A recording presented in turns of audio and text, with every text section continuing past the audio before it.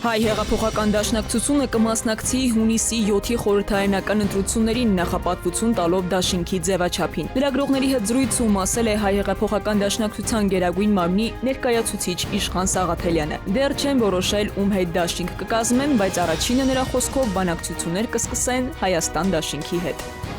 ԱՄՆ պետքարտուղարությունը կասեցրել է ներգաղթային մուտքի արտոնագրերի տրամադրումը բազմազանության արտոնագրի Green Card-ի խաղարկության շրջանակում։ Հայտնում են ԱՄՆ դեսպանատնից 2027 թվականից ծրագրի շարունակության վերաբերյալ հայտարարություններ այս պահին չկա։ Մենք ժամանակ եւ անհրաժեշտ միջոցներ կտրամադրենք ԱՄՆ ազգային ու հասարակական անվտանգությունը պաշտպանելու համար, նշված է հաղորդագրության մեջ։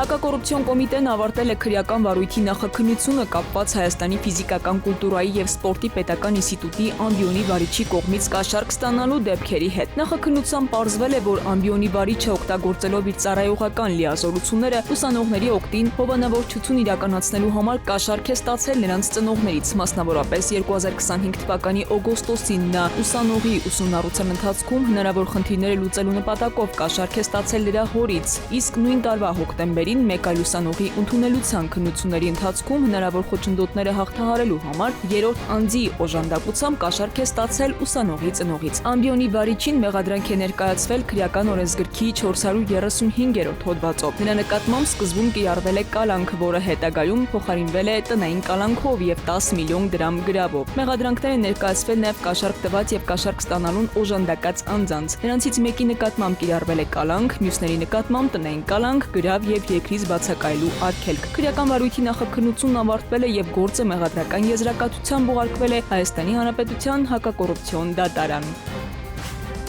Երևանում խոշոր ավտովթար է տեղի ունեցել, տուժել է 6 մարդ։ Այսօր առավոտյան ժամը 09:30-ի սահմաններում հեռացու թունելից դեպի Խանջան թունել տանող հատվածում բախվել են Toyota, Mercedes Sprinter, Chevrolet եւ Voya Magnishi ավտոմեքենաները։ Բախման հետևանքով Mercedes Sprinter-ը դուրս է եկել երթևեկելի հատվածից եւ հարվածել բետոնե պատնեշին։ Տուժածները տեղափոխվել են Երևանի տարբեր բուժհաստատություններ, որոնցից 3-ը երեխաներ են։ Վթարի փաստով նախաձեռնվել է քրեական վարույթ, վարորդների եւ տուժածների ինքնությունը պարզվում է։